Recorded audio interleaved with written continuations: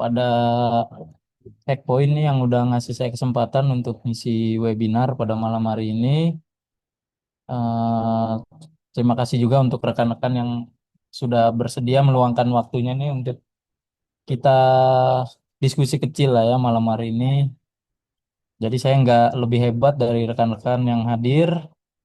Jadi kita belajar bareng di sini, kita refresh ilmu yang mungkin sebagian rekan-rekan yang hadir saya yakin udah ada yang pernah belajar bug bounty juga nih, atau mungkin udah pernah ada yang nemu bug di salah satu platform atau ya mungkin di salah satu program lah. Kita langsung masuk ke judulnya. Jadi malam hari ini saya diminta ngisi tentang bug bounty 101 dan bagaimana cara memulai langkah awal untuk rekan-rekan yang mungkin baru mau merintis karir sebagai seorang bug hunter. Ini based on pengalaman saya pribadi, jadi saya disclaimer dulu, apa yang saya sajikan di sini merupakan pengalaman saya pribadi ketika saya mulai main bug hunting pada tahun 2018. Oke, kita langsung mulai aja ya. Nah, ini saya perkenalkan diri dulu, jadi rekan-rekan bisa panggil saya Ruth Bakar. Di komunitas juga mungkin sebagian rekan-rekan yang hadir udah kenal juga sama saya.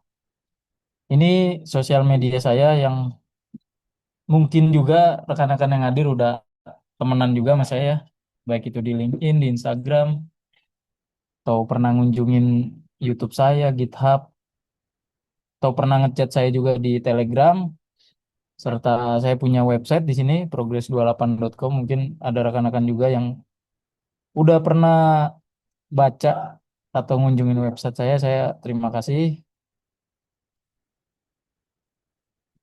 Nah, ini webinar objektif kita pada malam hari ini. Jadi, saya akan bahas sedikit tentang bug bounty overview. Jadi, apa bedanya bug hunting dengan pen testing? Nanti saya ulas sedikit. Jadi, ini sifatnya masih basic lah ya, dasar pengetahuan dasar untuk rekan-rekan yang mungkin baru mau mulai. Kemudian ada roadmap bug bounty. Sekali lagi saya disclaimer nih based on pengalaman saya pribadi. Saya rangkum juga dari beberapa referensi yang pernah saya baca. Cuman nggak saya cantumin di link nanti di slide-nya nggak saya cantumin. Kemudian kita ada sedikit live demo ini saya demokan di lab saya sendiri. Jadi saya ngebuild sebuah lab juga, cuman belum saya launching. Kemudian ada cheat sheet untuk pemula. Jadi apa-apa yang bisa rekan-rekan kumpulkan dulu nih sebelum menjadi seorang bug hunter. Nah, ini bug bounty overview. Jadi apa sih bedanya bug bounty dengan pentest? Mungkin dari gambar sebelah kanan, kira-kira nih rekan-rekan yang hadir bisa satu orang lah ngasih gambaran nih di kolom komentar. Kira-kira bedanya apa sih antara bug bounty sama pentest atau antara pentest sama bug bounty? Ada yang menjadi volunteer? Satu orang. Pentest, you're on your own. Oke. Ada lagi?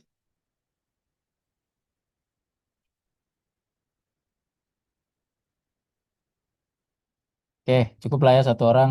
Nah, makasih nih untuk Mas Ida Rama yang udah ngasih volunteernya ya di kolom komentar. Nah, ini kita ulas sedikit. Jadi saya bahas bagaimana cara kerjanya nih antara seorang bug hunter dan juga seorang pentester.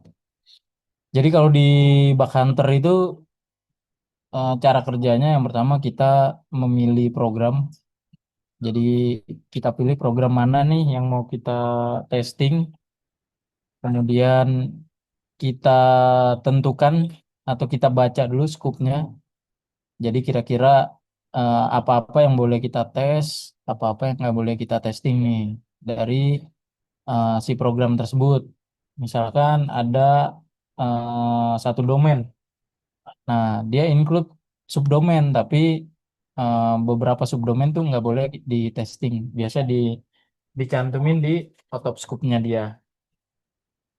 Kemudian kita wajib membaca kebijakan atau ketentuan dari si programnya. Jadi kita nggak boleh seenak hati kita ketika kita main bak bounty.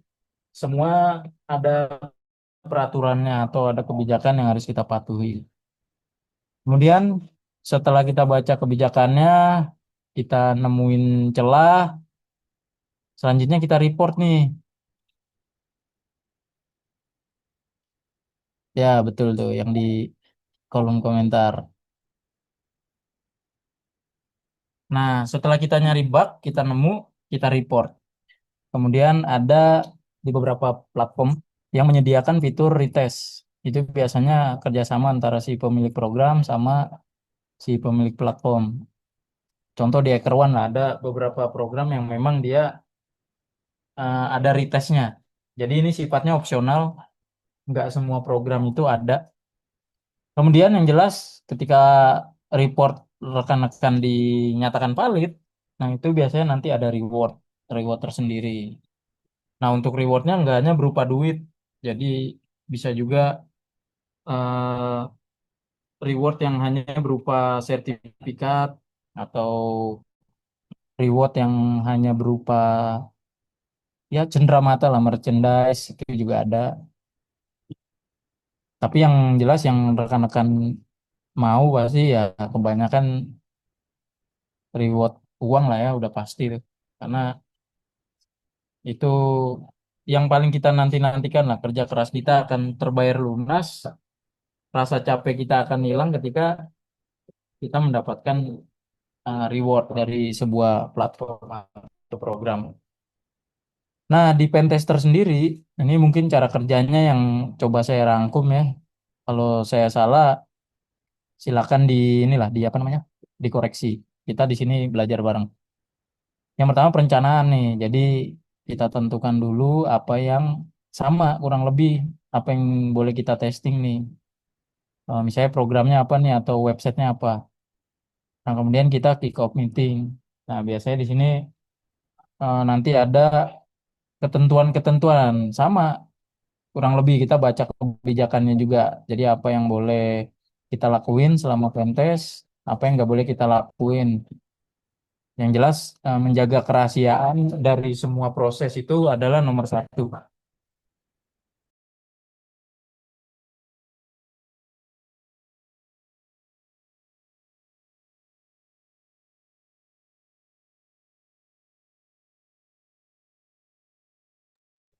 Maaf, Mas Surut Bakar, itu sepertinya mic-nya di mute ya?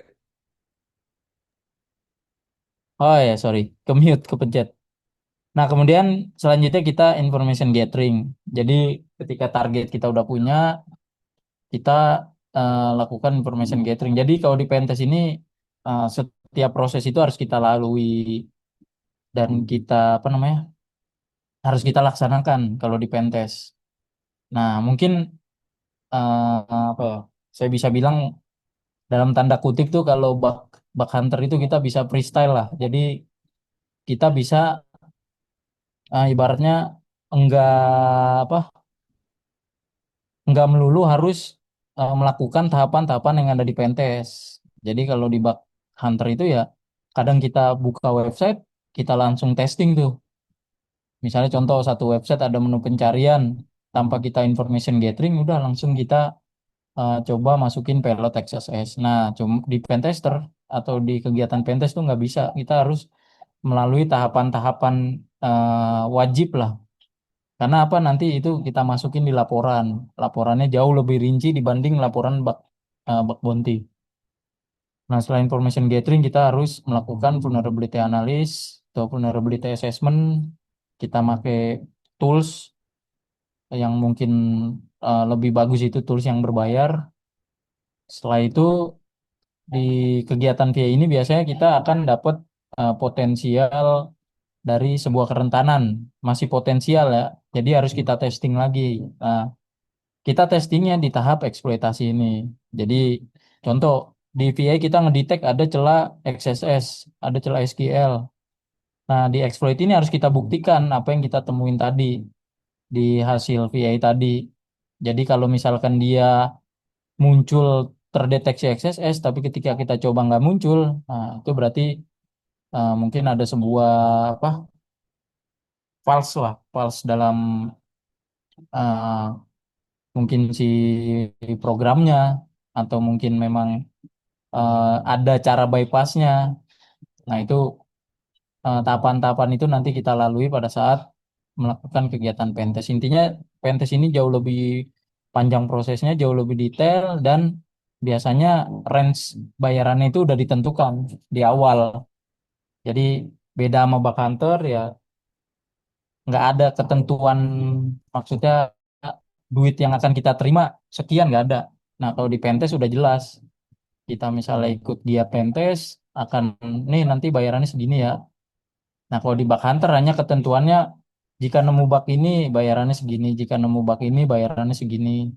Jika severity-nya level 1 bayarannya segini, severity-nya level 2 bayarannya segini dan lain-lain. Nah, selanjutnya ada proses post exploit dan lateral movement. Ini jauh lebih kompleks lagi dan ini butuh persetujuan. Jadi contoh misalnya rekan-rekan udah berhasil ngupload backdoor nih atau sorry ngupload file. Nah, biasanya kita harus minta izin dulu nih, apakah saya boleh ngupload shell misalnya. Jadi misalnya ada fitur upload, nah itu bisa ngupload ekstensi file apapun. Nah, biasanya dari mereka tuh cuman minta, ya udah coba Mas upload file txt aja yang ada nama Masnya atau file PHP tapi hanya apa namanya? Mungkin kita nulis tulisan aja lah, tulisan misalnya eh, tulisan begitu. Jadi nggak boleh memasukkan shell ke dalam si servernya mereka. Nah ini butuh persetujuan nih. Atau misalnya udah berhasil dikasih persetujuan dan kita bisa lateral movement nih ke perangkat yang lain yang mungkin satu jaringan sama mereka. Nah selanjutnya reporting yang tadi saya bilang reporting di Pentest ini jauh lebih kompleks dibanding reporting di bug bounty. Kemudian kita wajib presentasi dan biasanya mereka minta remediation support. Contoh misalnya, Mas, kira-kira nih apa yang harus kita lakuin untuk nge-patch ini? Nah, biasanya nanti kita tiktokan sama si developernya atau si programmernya yang nge-build si programnya biasanya. Nah, kemudian retest nih opsional nih. Ada yang mewajibkan kita retest di dalam kontraknya tadi yang di awal pada saat kick off meeting. Ada yang biasanya retestnya ini ditiadakan atau mungkin dikerjakan oleh si programmernya langsung. Biasanya kan dia tinggal nyoba aja itu atau internal internal apa red teamnya lah. Bisa jadi mereka yang nyoba yang retest. Jadi ini sifatnya opsional. Nggak semua kegiatan pentest dia minta retest. Yang udah saya pernah apa pernah kerjakan sih begitu. Tapi kebanyakan eh, mungkin ya nggak tahu tahun-tahun sekarang lah mungkin. Itu kebanyakan mereka mereka udah minta sekalian di retest. Jadi nanti di pembayarannya itu udah klausalnya itu udah plus kegiatan retest. Nah ini apa aja sih keuntungannya? Nah ini based on pengalaman saya pribadi, ya keuntungan di Bug Hunter jauh lebih banyak nih. Jadi kesempatan belajar dan berkembang, jelas ya kalau kita nemu ilmu baru, nemu pengalaman atau nemu bug baru pasti itu eh, buat kita buat kita ilmu baru lah ya. Jadi akan terus nambah bank ilmu kita ketika kita melakukan kegiatan bug bounty di atau bug hunting di program atau website yang lain. Nah, penghasilan tambahan ini udah jelas banget reward. Jadi kalau di Pentes mungkin project tahunan atau project per semester per 6 bulan. Nah, kalau di Bug Hunter nih, kapanpun kita bisa dapat bug dan itu valid, di saat itu kita pasti bisa dapat uang atau dapat reward. Nah, kemudian bisa jadi pekerjaan utama nih. Jadi kalau rekan-rekan nyari bug dan mungkin sedang kuliah, apalagi pas libur kuliah misalkan, nah itu kesempatan banget tuh. Rekan-rekan bisa manfaatin liburannya dengan kegiatan bug hunting. Jadi full time itu. Atau yang udah kerja nih, sampingannya pulang kerja, istirahat mungkin berapa jam. Nah, kemudian lanjut hunting 2 sampai 3 jam misalnya, setelah itu baru istirahat. Atau pada saat libur tuh biasa di Sabtu atau di hari Minggu atau di weekday kalau ada tanggal merah tuh biasanya baru em, saya melakukan kegiatan bug hunting. Selanjutnya ada pengakuan di komunitas, ini udah jelas. Jadi kalau rekan-rekan aktif di bug bounty dipantau sama beberapa komunitas, biasa diajak join tuh ke komunitasnya mereka, entah itu di Telegram atau di WhatsApp dan lain-lain. Biasanya diajak join yuk, karena saya lihat potensi kamu bagus nih. Nah, kadang di grup itu pas kita masuk kaget juga, wah ternyata ada si A, si B yang saya kenal dan mereka udah masuk duluan ternyata. Bahkan udah lama lah, udah bertahun-tahun di grup itu. Wah, itu kan berarti jadi kesempatan kita banget untuk mengenal mereka lebih jauh dan mungkin belajar ilmu juga dari mereka. Kemudian mendapatkan holofem, mungkin kalau di kegiatan pentas nggak akan ada tuh holofem. Karena biasanya mereka kegiatannya tertutup dan ibaratnya private lah. Kemudian dapat sertifikat apresiasi. Selama saya ikut pentas, saya nggak pernah dapat sertifikat apresiasi. Nah, jadi sertifikat ini akan dapat pada saat main bug bounty ini atau bug hunter. Kemudian mendapatkan kesempatan kerja secara full time di perusahaan ini beberapa kali pernah saya alami. Jadi ada beberapa tawaran pekerjaan yang dimana rekan-rekan bisa dapat nih jika rekan-rekan aktif di bug hunting. Kemudian mendapatkan networking yang luas. Ini jelas banget. Mungkin ini salah satu bukti nyatanya saya diajak untuk mengisi webinar di Checkpoint. Ini termasuk dari networking yang saya bangun selama saya main bug hunting. Nah, di Pentester mungkin kelebihannya ya karir yang stabil dan profesional, biasanya didukung tuh para retimnya untuk ngambil sertifikasi, nanti dibiayain kantor, kontraknya diperpanjang, bisa jadi gajinya dinaikkan dan lain-lain. Tapi ya stagnan di situ aja. Beda halnya dengan bug hunting. Mungkin kalau kita kerja sebagai pentester penghasilannya setahun 100 sampai 200 juta, di bug hunter setahun itu bahkan kita bisa mungkin ngumpulin duit sampai miliaran lah ya. Kalau saya lihat dari beberapa bug hunter itu bahkan hanya dalam berapa hari atau minggu atau bulan udah bisa ngumpulin sampai 400-an juta. Wah, itu kan luar biasa banget di bug hunting itu. Tapi catatannya rekan-rekan harus mau kerja keras.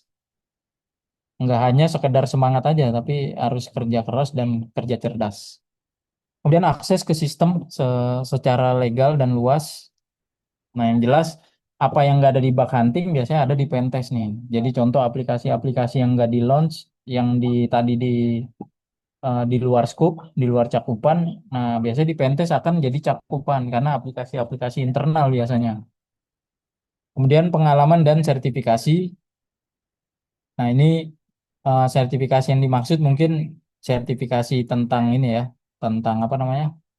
Yang tadi kayak OSCP, C dan lain-lain, sertifikasi yang mendukung si eh, pentesternya dan pengalaman yang jelas ya, karena dia akan ngerjain banyak project pentest, tapi ya rentan waktunya biasanya setahun sampai beberapa tahun.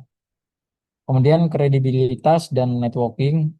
Jadi yang jelas rekan-rekan akan diakui juga sebagai seorang yang handal, mempunyai kredibilitas yang tinggi juga nih kalau memang jam terbangnya udah tinggi, udah jauh.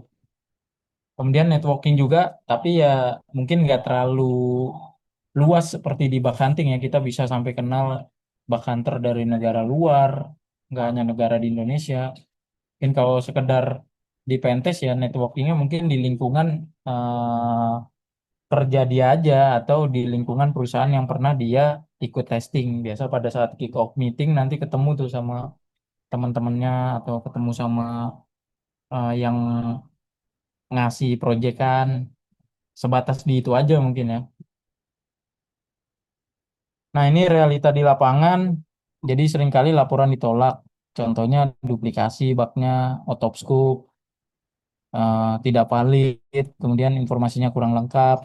Jadi pada saat rekan-rekan nulis laporan, nggak apa-apa singkat, tapi bisa menggambarkan apa yang rekan-rekan temuin.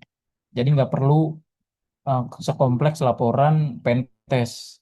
Tapi kalau rekan-rekan memang mau melengkapi, setidaknya ngirim dulu aja, kirim baru ditambahin di kolom komentar nih laporan lengkapnya. Karena di bakanting itu yang dinilai kecepatan dan ketepatan. Kemudian walaupun sering ditolak, tapi peluangnya tetap besar. Jadi banyak program bug bounty yang tersedia, reward yang menarik yang tadi saya sudah jelaskan ya, uang, swag, sertifikat dan lain-lain. Skill yang terus berkembang dengan pengalaman yang tadi saya bilang juga karena semakin kita banyak nemu bug, nemu celah, nemu cara bypassnya itu akan jadi bank pengalaman kita juga. Nah, ini yang jelas bisa jadi portofolio karir di bidang keamanan. Nah, ini bisa sukses beberapa bug hunter di Indonesia. Yang pertama ada Alessandro Ramumpuk ya kalau nggak salah. Nah, ini salah satu bug hunter muda juga nih. Saya kenal pada saat dia sering nyari di Alibaba dulu. Terus dia dapat beberapa kali di YouTube.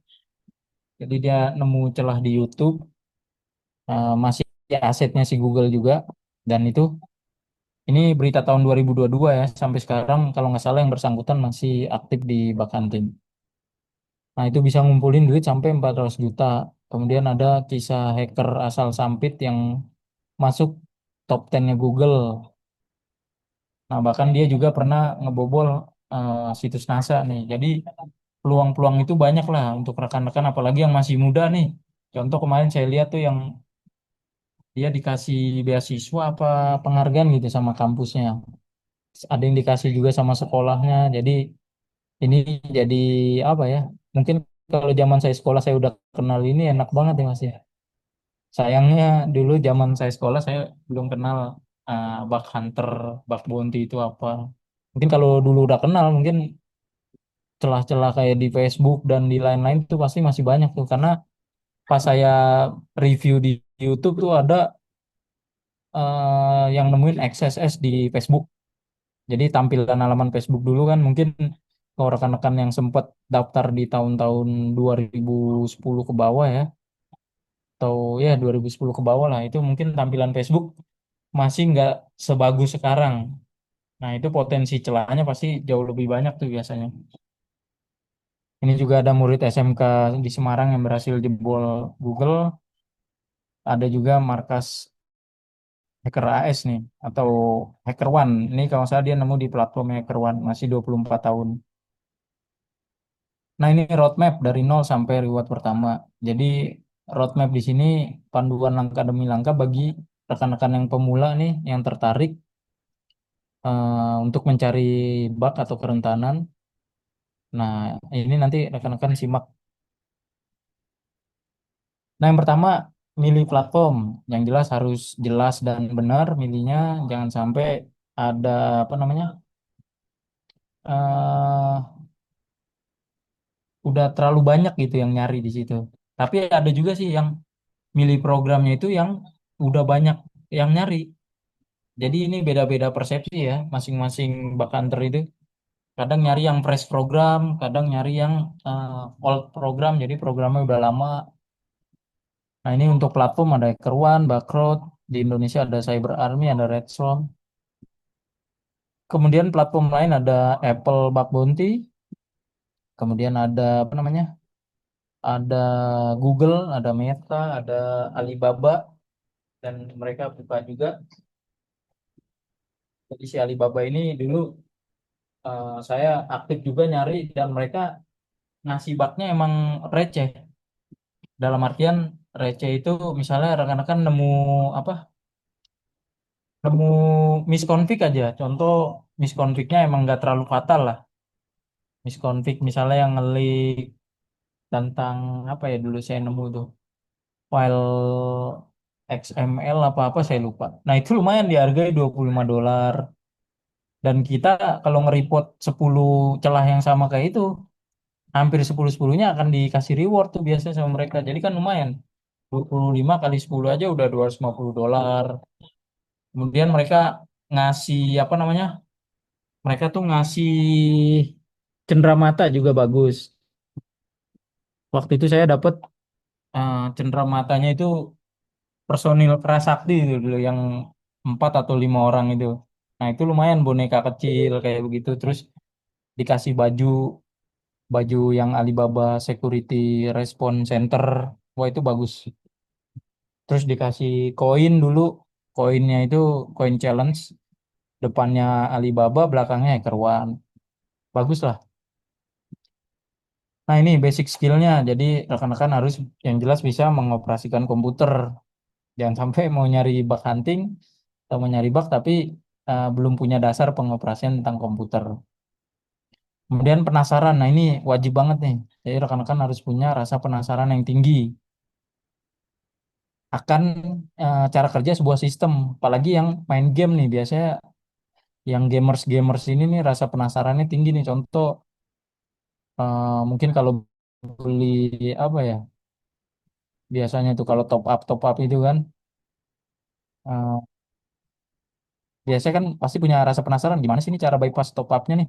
Nah, akhirnya mikir, nah nyari tahu di internet, akhirnya oh bisa nih berhasil. Nah itu sebenarnya cara kerjanya dari kita ada rasa penasaran itu. Contoh lain misalkan orang lagi update status. Oh, gimana caranya?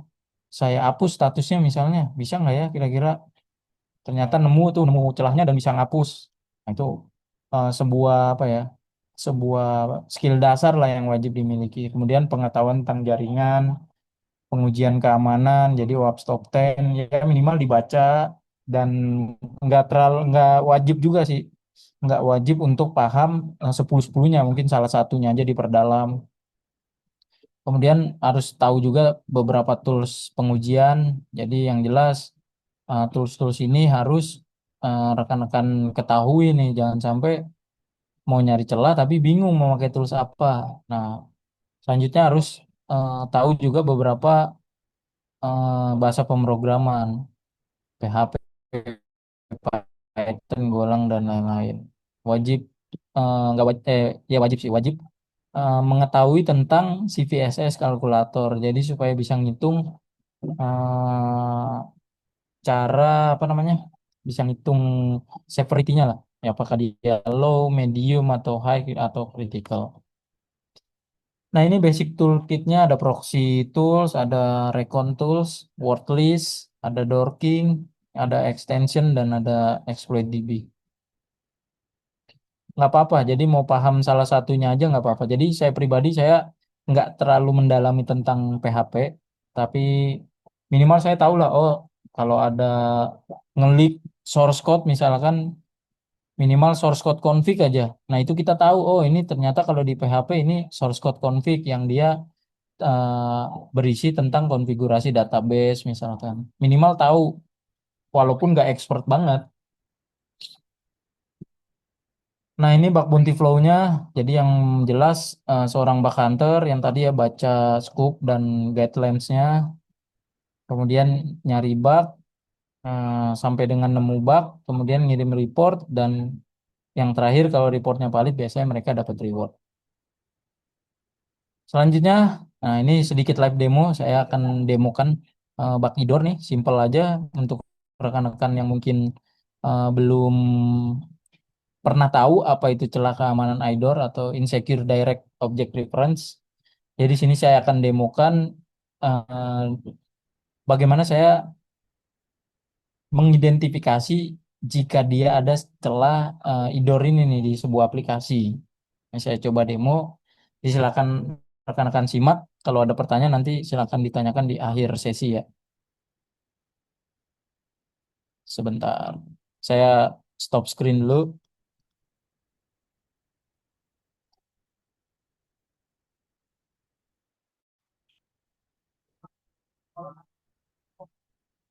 Oke.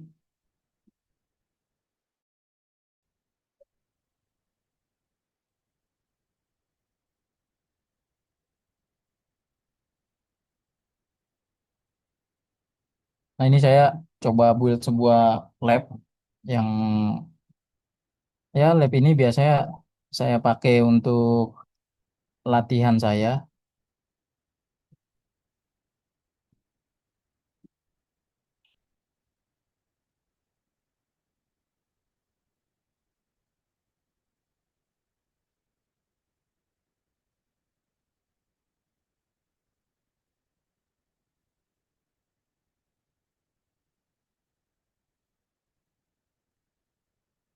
Ya, ini saya demoin pakai Burp Suite.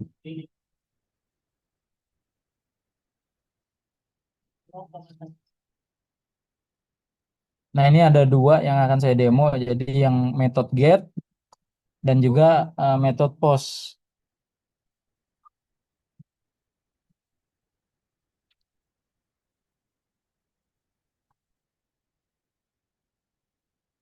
Nah, ini saya nyalain Burp Suite saya dulu.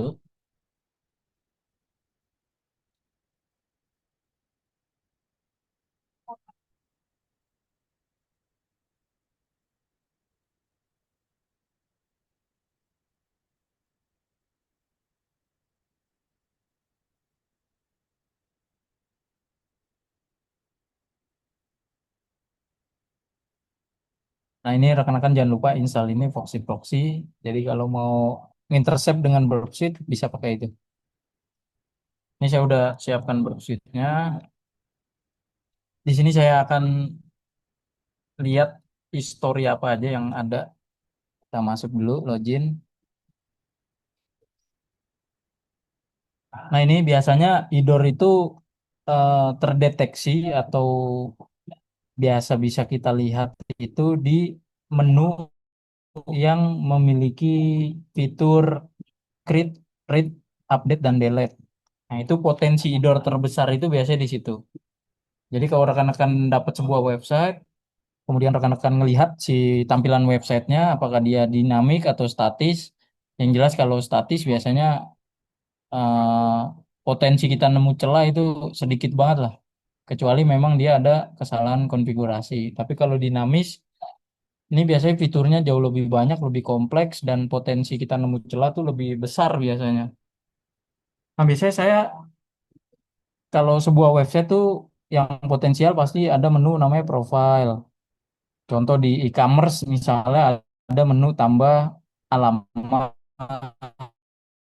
ada menu edit profile dan lain-lain. Nah, itu potensi idor tuh sebenarnya yang besar di situ. Ini contoh kalau rekan-rekan lihat dari sini, kira-kira potensi idornya ada di mana nih? Kalau sekilas rekan-rekan lihat tampilannya.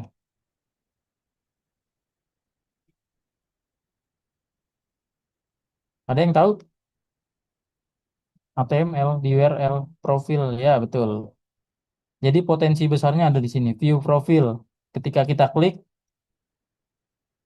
nah rekan-rekan bisa lihat di address barnya nih ada ID sama dengan satu. Nih ya, ID sama dengan satu. Nah, selanjutnya sebenarnya kita bisa langsung di URL-nya langsung bisa juga nih kita edit. Ini contoh profil satu ya. Profil satu ini berarti name-nya user one, kemudian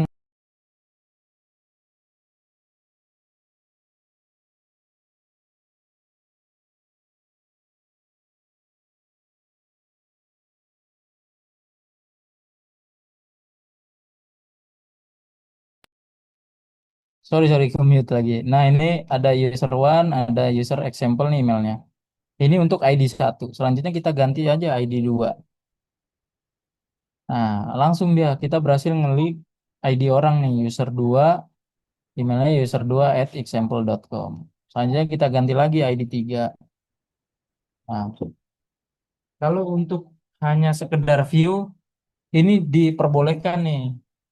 Diperbolehkan dalam artian kita nggak perlu izin ke mereka bahwa kita mau ngelik untuk validasi temuan yang kita temukan ini kita ganti ID-nya aja nih. Itu biasanya diperbolehkan. Tapi kalau rekan-rekan ingin ganti data, ngehapus data atau nambah data, nambah boleh lah nambah. Maksudnya ngapus dan ngedit ini biasanya harus izin. Nah, untuk menghindari itu tanpa kita harus izin berarti kita harus bikin akun lebih dari satu. Tujuannya untuk testing. Jadi nanti kita ngetesnya di akun kita sendiri. Nah, ini contoh manualnya. Kita langsung ganti di address bar. Kalau mau versi otomatisnya kita bisa manfaatin pakai Burp Suite. Jadi kita akan pakai fitur namanya repeater. Nah, ini kalau rekan-rekan lihat, uh, scoop-nya saya masukkan dulu. Add scoop. Kemudian Saya show only on item dulu. Nah ini bisa rekan-rekan lihat, nih akan saya send dulu ke repeater. Nah, ini kalau kita mau lihat di sini ada namanya user one ya. User satu add example. Oke, sorry sorry. Ini kita harusnya ngefilternya nggak usah ini. Kita pakai example-nya aja. Nah ini add example.com. Nah selanjutnya kita ganti ID 2. Nah kita cek. Nah ini kan berubah. Nah, cara lebih cepatnya lagi kita bisa manfaatin namanya intruder. Kita send to intruder. Ini sebenarnya cukup gini aja nih. Ini setelah rekan-rekan berhasil misalnya membuktikan POC-nya bahwa itu bisa melihat profil orang lain, itu udah cukup sebenarnya. Udah cukup untuk sebagai sebuah POC. Nah, maksudnya ini kalau rekan-rekan mau mastiin lagi, bener nggak nih data yang saya lihat nih data valid bukan data dummy misalkan. Nah, yang tadi saya bilang kalau untuk sekedar lihat biasanya diperbolehkan. Ini tinggal kita brut aja. Misalnya saya mau lihat sampai ID 100. Biasa saya pakai number from 1 to 100. Stepnya satu. Kemudian saya start tag. Nah, dia akan nyari nih. Dan rekan-rekan tinggal cek yang apa namanya? Length-nya ini jauh lebih besar. Berarti ini udah jelas nih, length di range 3 ribuan. Ini udah selesai, 100 sudah tinggal kita klik dua kali di length-nya ini. Satu, dua. Nah, udah. Berarti ada ID 75 yang ada datanya ID 3, ID 1, dan ID 2. Kita cek nih ID 75 apakah benar ada. Nah, ternyata ada ya user 75 namanya, user 75. Nah, ini udah sampai sini sebenarnya kita udah berhasil ngebuktiin POC-nya, tinggal rekan-rekan screenshot, mungkin proses brutnya ini boleh di screenshot, kemudian proses di repeaternya juga boleh di screenshot dan diumumkan di laman screenshot pada saat mengirimkan laporan. Nah, yang kedua, jika kita lihat, ini saya back dulu, saya log out. Tadi kalau rekan-rekan lihat ada yang post ya, post method. Nah, yang post method ini kita nggak bisa langsung ganti di address bar kayak tadi.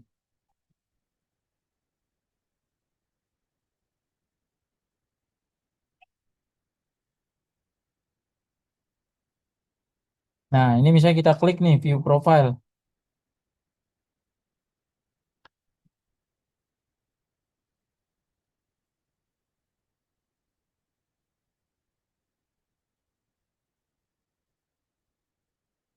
Nah, ini kan kelihatan, tapi di address bar nih nggak ada. Kita nggak akan bisa ganti di sini nih, di address bar ini kita nggak akan bisa ganti. Nah, gimana caranya? Kita harus intercept dulu pakai Burpsuite kayak tadi.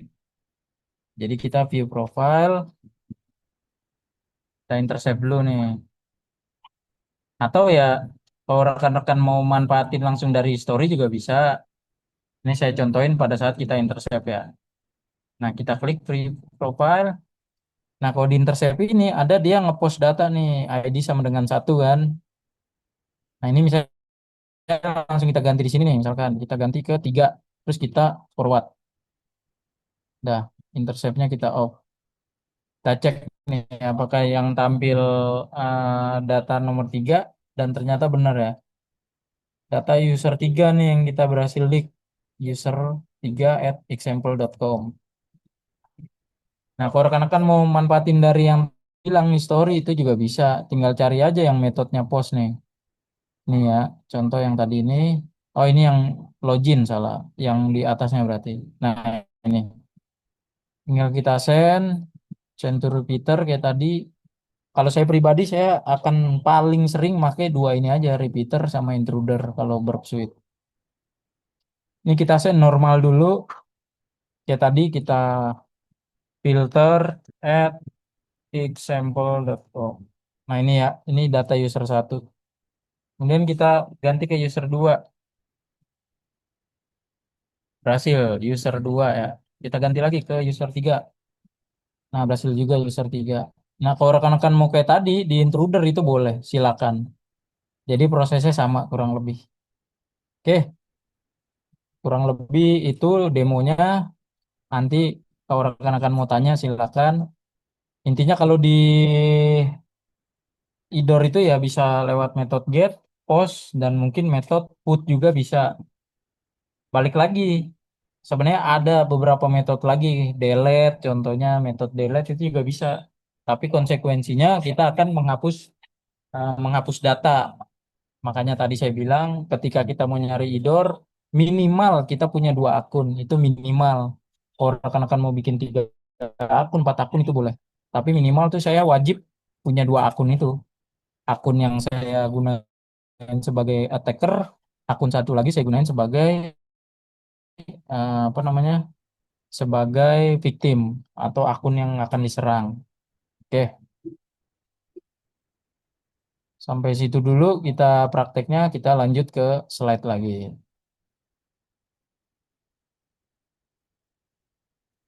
Nah, ini sedikit cheat sheet untuk rekan-rekan nih. Jadi kita udah masuk ke objektif yang terakhir, yaitu cheat sheet untuk pemula atau tips and trick lah untuk pemula. Nah, yang pertama rekan-rekan harus punya tools yang tadi saya bilang di awal ya.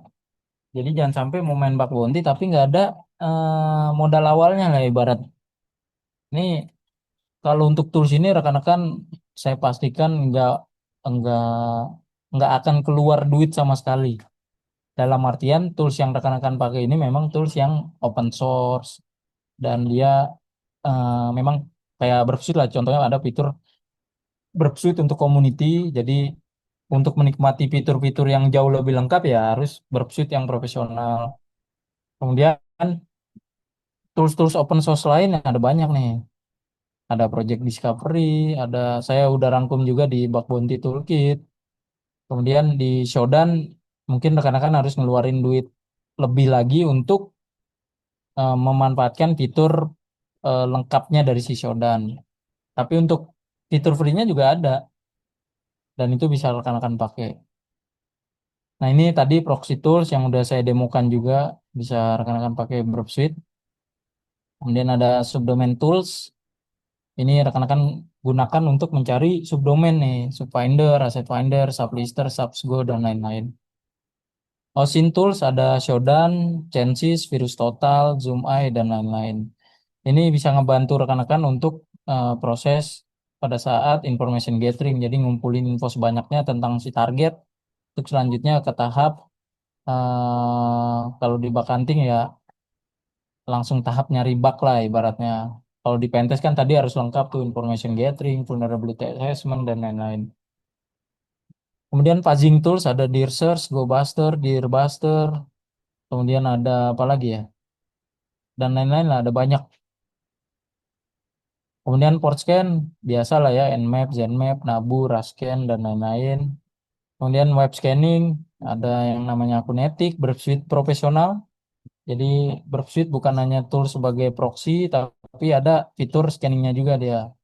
Dengan catatan itu yang versi profesionalnya. Kemudian ada Nikto, ada WhatsApp, dan lain-lain.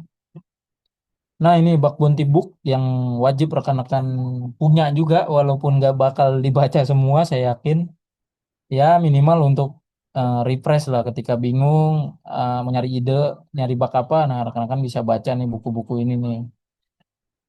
Jadi ada bug hunting 101, ada bug bounty playbook, bug bounty playbook 2, kemudian bug bounty bootcamp, real world bug hunting, ada web hacking 101, dan lain-lain. Pentest book juga rekan-rekan wajib punya, tapi balik lagi terserah mau dibaca semua atau enggak. Ini bisa jadi panduan atau guidance untuk rekan-rekan ketika mau baca atau mau punya pengalaman tentang pentesting agar kegiatan yang dilakukan itu sesuai dengan referensi yang ada. Ada apa nih?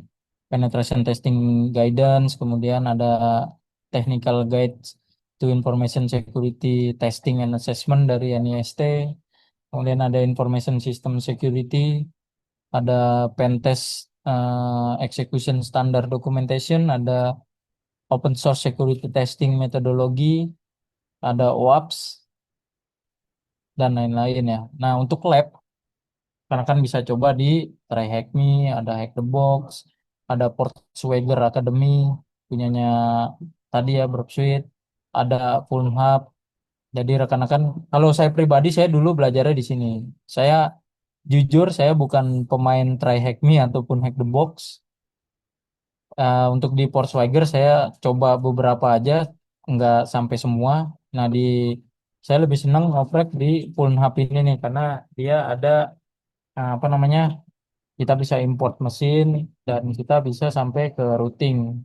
Enaknya dia nggak perlu ribet install apa namanya VPN. Gampangnya dia cuman kita import mesinnya aja ke VirtualBox kita atau virtual mesin. Nah, kemudian kita bisa coba testing. Nah, ini good report. Jadi report yang baik itu seperti apa? Ini based on pengalaman saya. Jadi judul temuan yang jelas misalnya saya menemukan XSS di menu pencarian contohnya. Kemudian deskripsi temuannya XSS adalah bla bla bla bla. Nah, XSS dapat berakibat bla bla bla misalkan. Nah, dari situ baru kita jelasin langkah demi langkah nemu kerentanannya. Misalnya saya login, saya masuk ke dashboard halaman websitenya, saya masukin payload XSS di menu pencarian dan XSS-nya ke trigger misalkan gitu. Atau tadi yang idor, saya daftar di websitenya, saya login, kemudian saya dapet apa namanya, dapat dua menu, menu lihat profil dan menu logout. Saya klik menu lihat profilnya, ternyata ada ID, parameter ID.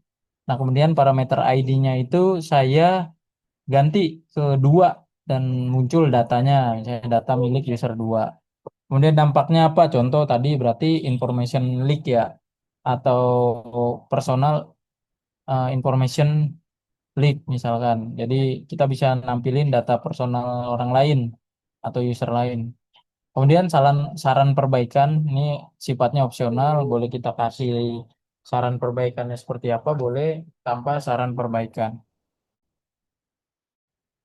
Nah, ini ciri-ciri sebuah laporan bug bounty nih. Jadi laporan kerentanan itu harus jelas dan mudah dimengerti.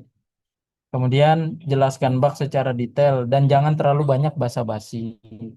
Kemudian tulis dengan jelas seberapa serius bug yang ditemukan. Jadi rekan-rekan gambarkan aja serealitas mungkin, seobjektif mungkin. Jadi jangan dilebih-lebihkan, jangan dikurang-kurangkan. Misalnya nemu bug yang kritikal tapi ditulisnya medium, atau nemu bug yang low tapi ditulisnya high. Nah, itu harus benar-benar dipahami betul. Kemudian selalu gunakan bahasa yang sopan dan jangan menyalahkan atau meremehkan pemilik program. Misalnya contoh, ini adalah bug yang sepele yang saya temukan di sistem Anda. Seharusnya Anda sudah bisa menemukannya terlebih dahulu sebelum saya. Oke, bahasa-bahasa nyeleneh lah.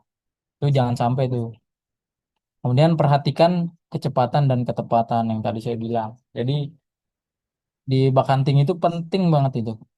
Jadi jangan kita udah nyari berhari-hari, berminggu-minggu, berbulan-bulan, udah nemu, terus diemin dulu. Ibaratnya kita kumpulin dulu, antar dulu lah submitnya nanti aja gampang.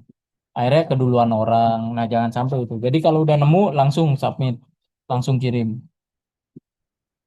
Nah, ini kita langsung masuk ke kesimpulan. Jadi bug bounty bukan hanya tentang menemukan celah, tapi juga membuka pintu ke dunia karir cyber security yang lebih luas dan nyata. Yang kamu butuhkan hanyalah satu, rasa ingin tahu. Yang kedua, konsisten belajar. Dan yang ketiga, berani nyoba. Jangan sampai udah rasa ingin tahunya tinggi, yang tadi penasarannya tinggi banget. Kemudian belajarnya udah konsisten, tapi nggak nyoba-nyoba. Itu percuma. Nah, intinya yang terakhir, kalau saya bisa mulai dari nol, saya yakin rekan-rekan juga bisa mulai dari nol. Jadi yang penting tiga tadi ya, rasa ingin tahu, konsisten belajar, dan juga berani mencoba. Demikian presentasi dari saya, kurang dan lebihnya saya mohon maaf. Jadi kalau ada yang mau ditanyakan, didiskusikan silakan. Kalau saya ada salah silakan dikoreksi ya. Ini kita sama-sama belajar dan sama-sama apa namanya membuka pengetahuan baru kita lah. Kita sharing di sini. Jadi apa yang belum saya sampaikan mungkin rekan-rekan tahu, silakan aja disampaikan nanti. Terima kasih. Kurang dan lebihnya saya mohon maaf. Wassalamualaikum warahmatullahi wabarakatuh. Silakan kalau ada Waalaikumsalam. yang ditanyakan. Oke, terima kasih banyak nih Kak atau Mister Ruth Bakar yang atas materinya nih yang sangat luar biasa banget. Nah, sekarang ini kita bakal masuk ke sesi tanya jawab nih. Untuk peserta yang ingin bertanya, silahkan tulis pertanyaan di kolom chat dan ini mau Mas Ruth Bakarnya yang bacain Kak atau saya perlu bacain? Mungkin Boleh masnya aja mungkin nggak apa-apa. oke, kita akan pilih beberapa pertanyaan juga ya karena memang tergantung waktu juga kan waktu sudah sedikit. Kita langsung aja bacain pertanyaannya. Sebentar. Oke, pertanyaan yang pertama dari izin tanya. Oke, dari yang pertama dari Rio Mas Rio Sanzaemon. Izin nanya Bang, untuk get method pada profile bukan seharusnya memang user bisa nge-get data user lainnya ya, selama data tersebut tidak sensitif, kecuali IDOR tersebut bisa diedit atau suatu user lain baru berpotensial. Gimana?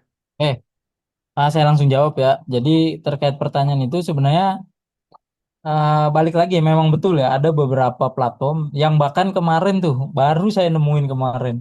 Itu padahal saya bisa ngelihat apa data KTP, data apa namanya nomor handphone ya termasuk. Nah itu dianggap nggak valid. Padahal itu udah jelas-jelas data kritikal ya. Tapi kalau di beberapa program yang jelas rekan-rekan bisa ngelik emailnya dan itu valid punya user lain, itu kemungkinan besar akan jadi bug yang valid. Catatannya apa? Contoh misalnya web itu web Facebook misalkan. Facebook itu kan udah otomatis tuh. Kita bisa ngelihat profil orang lain. Nah, tapi ini menunya itu menu pribadi kita. Jadi kayak contoh tadi ya, udah jelas kan itu saya login dan saya hanya bisa ngelihat profil saya. Tapi ketika saya bisa memanipulasi itu untuk menampilkan profil orang lain, dan itu udah jelas banget itu sebuah celah kerentanan karena di situ nggak ada fitur untuk melihat profil orang lain. Nah, jadi harus dipahami juga si fiturnya nih. Fiturnya itu memang memungkinkan kita untuk bisa ngelihat profil orang lain nggak? Kalau nggak memungkinkan, tapi kita bisa contoh pakai cara yang tadi lah. Kita ganti ID akhirnya ngelik. Nah, itu merupakan sebuah kerentanan. Nah, di website itu nggak ada menu yang kita bisa ngelihat profil orang. Walaupun itu hanya sekedar nama dan email. Apalagi kalau sampai lengkap. Nah, kadang ada beberapa website juga yang ketika kita nampilin profilnya itu hanya muncul nama sama email atau nama sama alamat. Tapi ketika kita intercept pakai Burp Suite, itu ternyata ada banyak parameter lain. Contoh itu datanya itu based on-nya dia JSON. Nah, biasanya ditampilin di front end-nya itu atau di user interface-nya itu cuman nama sama alamat. Tapi ketika di back end udah emailnya muncul juga, nomor handphonenya muncul, NIK-nya muncul. Nah, itu ada beberapa case yang saya temukan seperti itu. Semoga menjawab ya. Jadi dilihat lagi dari fiturnya, Mas. Fiturnya itu memang memungkinkan kita untuk ngelihat data orang lain walaupun cuma nama dan email. Kalau memang nggak ada fitur itu atau nggak memungkinkan, itu harusnya sebuah kerentanan. Itu menurut saya pribadi, ini balik lagi ya. Saya disclaimer di awal bahwa ini based on pengalaman saya pribadi dari beberapa celah atau bug yang pernah saya temuin. Terutama terkait IDOR. Demikian, mudah-mudahan menjawab. Oke, lanjut ya ke pertanyaan berikutnya itu ada dari Mas Ihsan Nul Fikri. Pernah gak Bang nyari book, ternyata websitenya nggak ada booknya, dalam artian aman dan nggak masuk scope bounty-nya. Wah, itu nggak usah ditanya. Sering banget. Jadi, apa namanya, sering banget saya pokoknya nemuin kayak begitu tuh. Udah nyari capek-capek lama berhari-hari, akhirnya ujung-ujungnya nggak ketemu. Akhirnya saya ya mau nggak mau saya change ke program yang lain atau ke aset yang lain. Terima kasih nih untuk dua pertanyaan sampai dengan saat ini. Silakan kalau ada yang mau nanya lagi. Oke, lanjut ya. Kita mungkin tiga pertanyaan lagi. Ada dari Mas Aab Mutakin. Bang, kalau bypass XSS kena forbidden, cara lewatinnya gimana bang? Sama ngelewatin Cloudflare server. Oke, terima kasih pertanyaannya nih. Ini saya pribadi, kalau saya biasanya saya lihat referensi dari orang biasanya. Karena ada beberapa yang udah nge-share bypass XSS. Biasanya saya manfaatin eh, payload yang udah mereka generate atau mereka create itu untuk saya pakai. Tapi kalau rekan-rekan punya analisis yang lebih dalam, misalnya rekan-rekan memang paham lah ya, memang ahli di source code analisis. Nah, biasanya rekan-rekan silakan lakukan percobaan berkali-kali untuk mengetahui kira-kira dia yang di encode yang mana nih. Misalkan contoh yang di encode itu siku bukanya atau siku tutupnya misalkan atau tulisan skripnya. Nah, biasanya saya akalinnya itu contoh yang di encode itu jika mengandung tulisan skrip huruf kecil semua ya paling cara bypassnya salah satu hurufnya ada yang huruf besar. Kemudian misalnya yang di blok adalah alert, tulisan alertnya. Ya udah kita ganti dengan tulisan prom misalnya. Nah, ternyata pas nyoba prom nggak keblok. Nah, itu ada banyak apa namanya ya? Banyak tricky lah, banyak trik yang bisa kita coba di situ. Atau rekan-rekan contoh yang udah kena Cloudflare itu ya mau nggak mau cari IP aslinya atau origin IP-nya. Nah, biasa di level itu jarang terkena limitasi atau filtering biasanya. Karena salah satu case yang pernah saya dapat itu SQL injection. Ketika saya nginjek langsung di domainnya, ternyata itu kena blok di SQL map-nya. Nah, akhirnya saya coba inisiatif mencari IP publiknya. Saya lanjut nyoba SQL map-nya pakai IP publiknya dia itu, dan ternyata tembus. Nah, saya nggak tahu ya, mungkin di level-level itu apakah memang tidak diperlukan firewall atau gimana, saya nggak tahu, apa, nggak terlalu mikirin sampai ke sana. Intinya saya nyoba cari gimana cara bypassnya. Biasa ya itu yang tadi saya bilang, nyoba payload yang memang udah di-share sama orang. Apalagi di LinkedIn tuh banyak banget tuh yang share tentang bypass Cloudflare lah, bypass XSS. Jika ketemu filter yang ini, yang itu, dan lain-lain. Nah, itu rekan-rekan bisa coba dari situ. Mudah-mudahan menjawab. Dan itu pengalaman saya pribadi ya. Ada lagi silakan. Oke, mungkin dua lagi. Ini ada yang nanya dari Bang Abi. Ada saran nggak Bang gimana buat pemula mulai karir bug bounty-nya? Karena tiap kali memulai itu selalu takut saingannya yang banyak dan luas Bang. Dan masih nggak pede buat mulai karena skill issue juga. Ada saran platform buat pemula nggak nih Bang?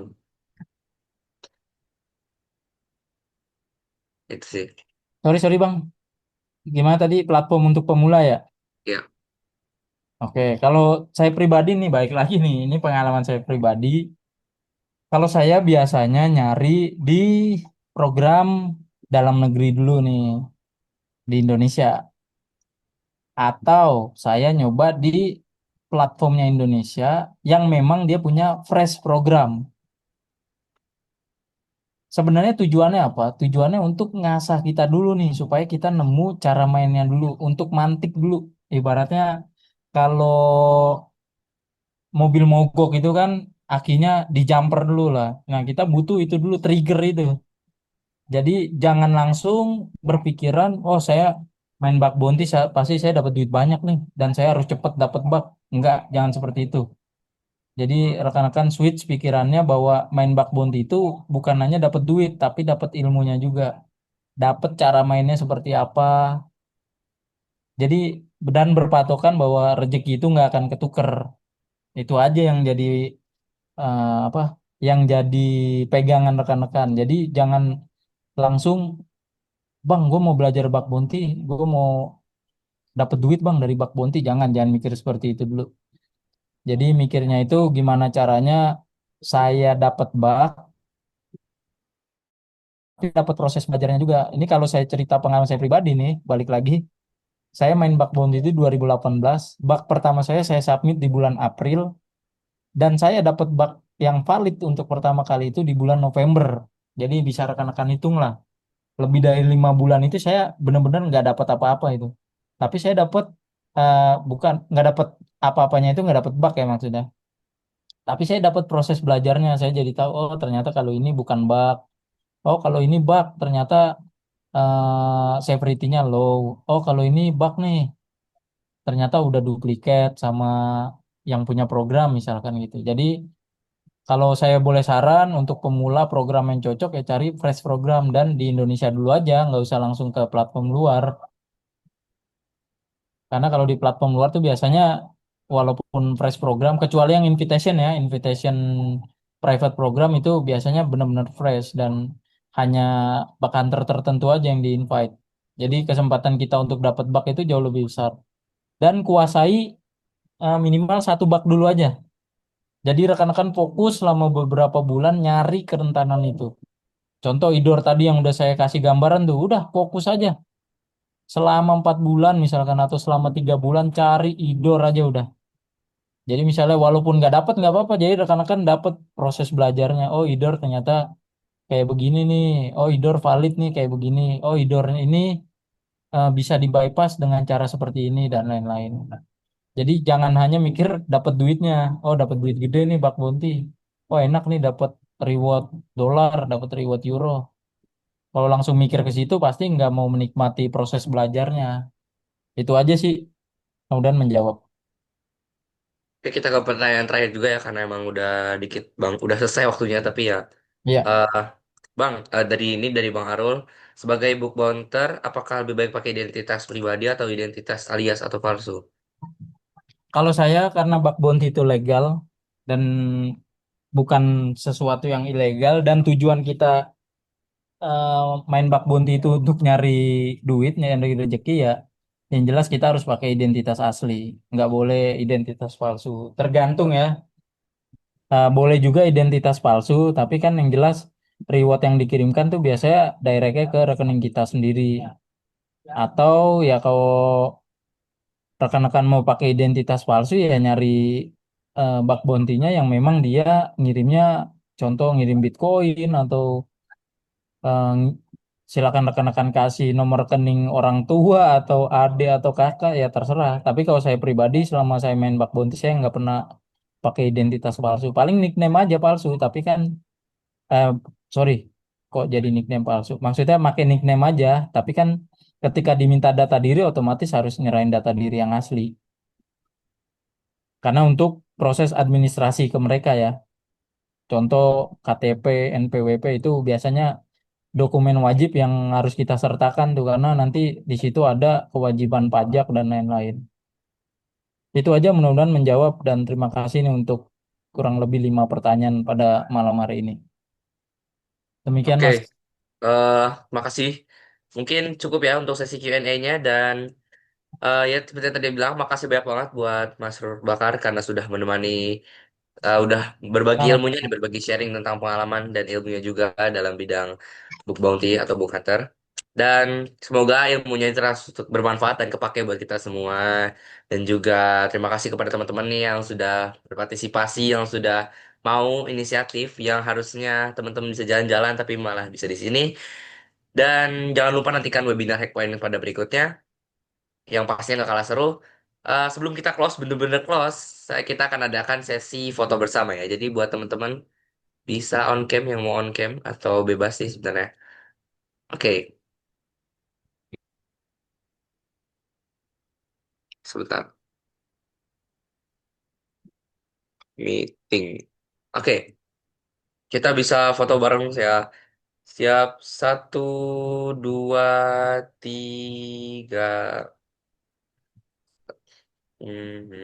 Tiga. Oke. Max screen.